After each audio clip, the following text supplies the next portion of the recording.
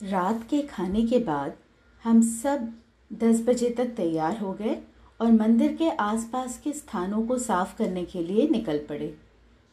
जब किसी ने पूछा, माताजी काशी में क्या करें, तो माताजी बस मुस्कुरा दी।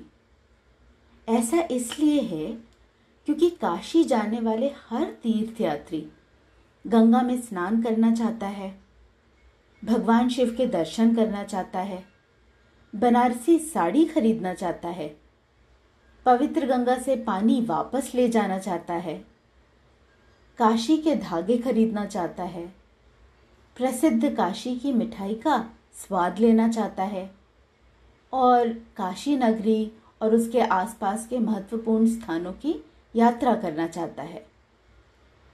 इसलिए माताजी मुस्कुराई और बोली, आप में से हर कोई इस बारे में बहुत स्पष्ट है कि आपको काशी से क्या लेना है, लेकिन क्या कभी किसी ने सोचा है कि आप काशी को क्या दे सकते हैं?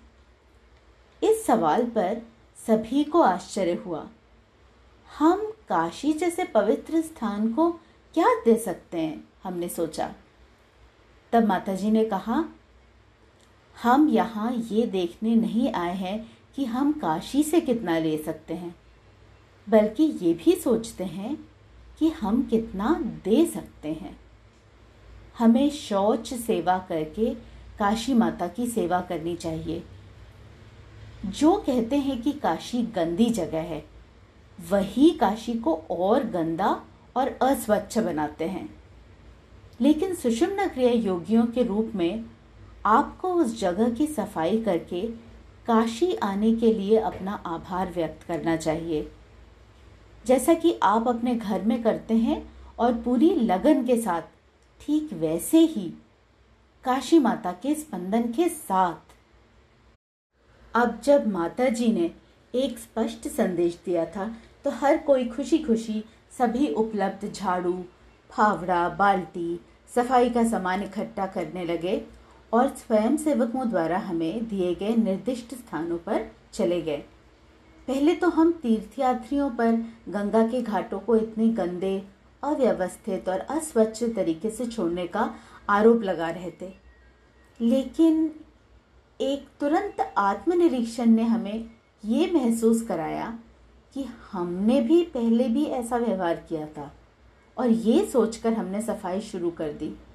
यही कारण है कि माताजी हमेशा हमें अपने दृष्टिकोण और भावनाओं के बारे में बहुत सावधान रहने को कहती हैं और हमें अपने व्यवहार को लगातार आत्मनिरीक्षण करने के लिए प्रेरित करती हैं। अगर हम इन दो सिद्धांतों का पालन करते हैं तो हम लगातार सुधार कर सकते हैं और खुद को सुधार सकते हैं। जैसे ही मैंने श्रद्धापूर्वक अपनी झाड़ू से पवित्र काशी माता की भूमि को छुआ और झाड़ू लगाने लगी, एक और क्रिया योगी श्रीमती श्रीदेवी मेरी ओर दौड़ी और मुझे ये कहकर रोकने की कोशिश करने लगी कि अम्मा, आप एक बुजुर्ग और वरिष्ठ सुषुम्ना क्रिया योगी हैं, आपको ये चीजें नहीं करनी हैं। उसकी चिंता से मुझे अच्छा लगा, किंतु तुरंत एक तमिल गीत याद आया जिसका अर्थ था, आप दूसरे व्यक्ति की पीड़ा के लिए रो सकते हैं, लेकिन कोई भी दूसरे व्यक्ति की भूख को उसकी ओर से खाकर संतुष्ट नहीं कर सकते। आध्यात्मिक विकास में भी इस परम सत्य की प्रासंगिकता है। प्रत्येक आत्मा को अनुभव के माध्यम से अपना कर्म करना पड़ता है और ये ऐसा कुछ नहीं है जो कोई आपके लिए कर सके।